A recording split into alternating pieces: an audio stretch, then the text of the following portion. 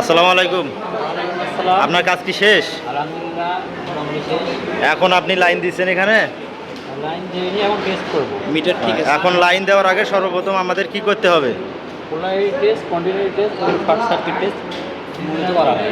আচ্ছা আচ্ছা আচ্ছা, তাহলে পোলারিটি টেস্ট শতসমূহ আপনি বলতে পারবেন? পোলারিটি টেস্টে সচেতন ফেস টু ফেস লাইন ঠিক আছে কিনা এই জন্য পোলারিটি টেস্ট। আচ্ছা আচ্ছা, কন্টিনিউটি টেস্ট? কন্টিনিউটি টেস্ট দেখা হয় তার নির্দিষ্টতা আছে কি না এবং সুইচ দিলে বাতি জ্বলবে কি না তা দেখার জন্য কন্টিনিউটি টেস্ট করা হয়। কন্টিনিউটি টেস্টের শর্ত হচ্ছে মেইন সুইচ অফ থাকবে, সুইচ দেওয়া থাকবে এবং লোড লাগানো আছে।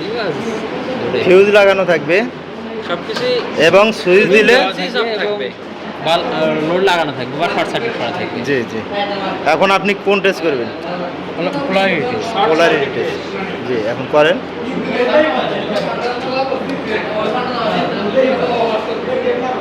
মিটার শো করছে? আপনাকে উপরে ধরতে হবে এখানে। ঠিক আছে।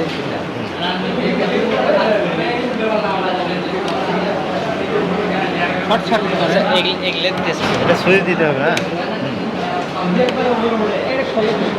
এখন মান দেখায়? হ্যাঁ, এখন আপনি এই দ্বিতীয় এমসিবি থেকে ফেস টু ফেস চেক করেন। ঠিক আছে এখানে। ঠিক আছে, তারপর সুইচ থেকে সুইচ বোর্ড থেকে রোড পর্যন্ত একটা চেক করে আছে। ঠিক আছে, এখন আপনি কন্টিনিউটি টেস্ট করেন। কন্টিনিউটি টেস্ট লাগানো থাকবে। ঠিক আছে। কন্টিনিউটি টেস্টের শর্তসমূহ আবার একটু বলেন। কন্টিনিউটি টেস্ট করা হয় মূলত শর্তসমূহ তার নির্বিচ্ছিন্নতা আছে কিনা তা দেখার জন্য কন্টিনিউটি টেস্ট করা হয়। এমসিবি অফ থাকবে, ফেজ লাগা থাকবে, সুইচ অন থাকবে এবং লোড লাগানো থাকবে বা শর্ট সার্কিট করা থাকবে। সুইচ দিলে বাতি জ্বলবে কিনা তা দেখার জন্য মান দেখাবে। মান।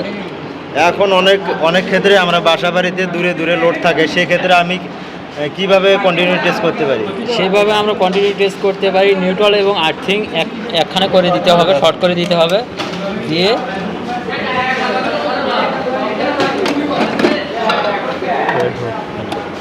এইভাবে দিয়ে এসডিবি বক্সে বারবারে নিউট্রাল এবং আর্থিং মিটারের দুই প্রান্ত দেখায়। এখন কি ঠিক আছে? এখন ঠিক আছে ওকে, তাহলে আপনার কাজ সম্পূর্ণ ইনশাআল্লাহ।